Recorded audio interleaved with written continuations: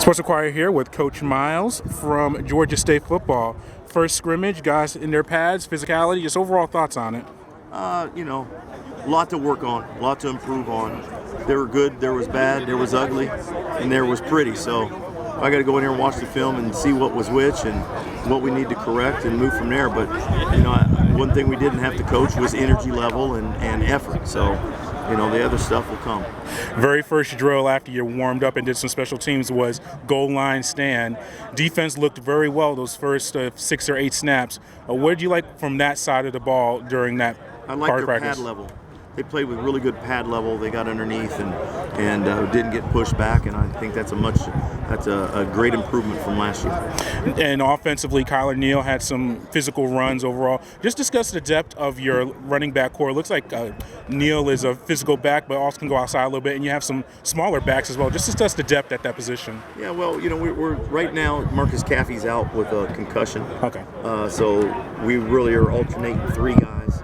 And they're all 3 bring something to the table, and they're all 3 are to me are considered starters. And Kyler's a big, strong back that is very smart, does a great job of pass protection, and has deceptive speed.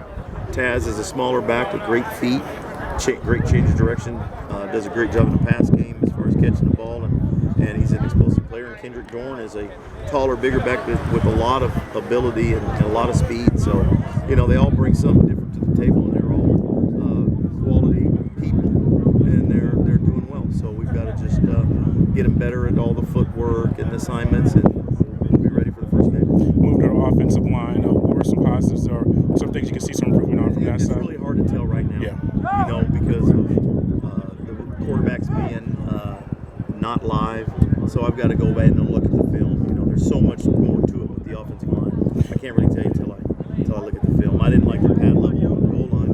I thought we were laid off the ball, and we had 2 illegal procedures on the goal line. So there's some things to work on, but it's getting there.